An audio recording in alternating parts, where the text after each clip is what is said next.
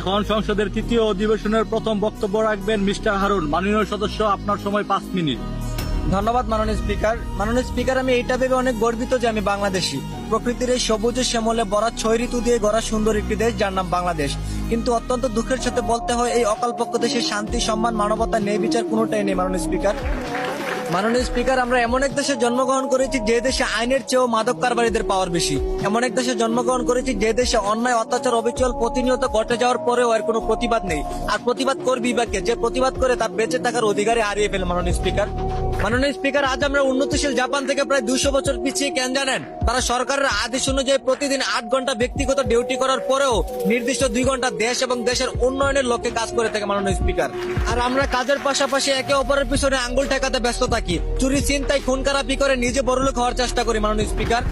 মাননীয় স্পিকার, যে দেশের সাধারণ মানুষ বেঁচে থাকে আইনের উপর ভরসা করে, সে দেশের আইন বিক্রি হয় মোটা অঙ্কের টাকার কাছে।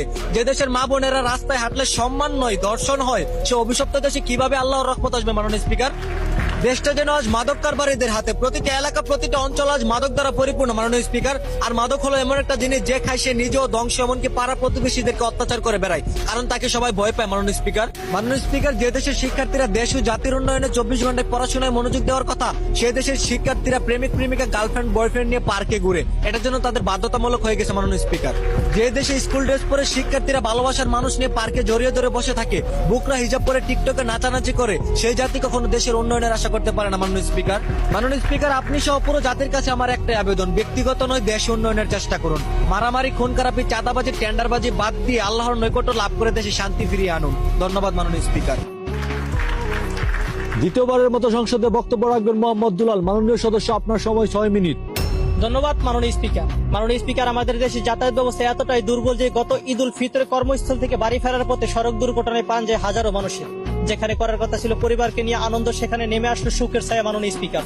মাননীয় স্পিকার, আমাদের দেশে সড়ক দুর্ঘটনায় যতগুলি মানুষের প্রাণ যায়, মনে হলে ইরান, আমেরিকা, ইসরায়েলের যুদ্ধ এতগুলি প্রাণ ঝরে মাননীয় স্পিকার। মাননীয় স্পিকার, বেপরোয়া গতি, মাদকাসক্ত ড্রাইভার, ট্রাফিকদের অনিয়মের কারণে এই সমস্ত ঘটনা ঘটে মাননীয় স্পিকার। এই ব্যাপারে দৃশ্যমান কোনো বিআরটিসির পদক্ষেপ আমরা দেখি না মাননীয় স্পিকার। মাননীয় স্পিকার, বেপরোয়া গতি, মাদকাসক্ত ড্রাইভার, ট্রাফিক অনিয়মের কারণে এই সমস্ত ঘটনা ঘটে মাননীয় স্পিকার। এই ব্যাপারে বিআরটিসির দৃশ্যমান কোনো পদক্ষেপ চোখে পড়ে না মাননীয় স্পিকার। মাননীয় স্পিকার, আমাদের সবার একটাই অনুরোধ, এবার ঈদ উল আজহা উপলক্ষে কর্মস্থল থেকে বাড়ি ফেরার পথে যাতায়াত ব্যবস্থার কারণে যেন কোনো মায়ের বুক খালি না হয় মাননীয় স্পিকার। ধন্যবাদ।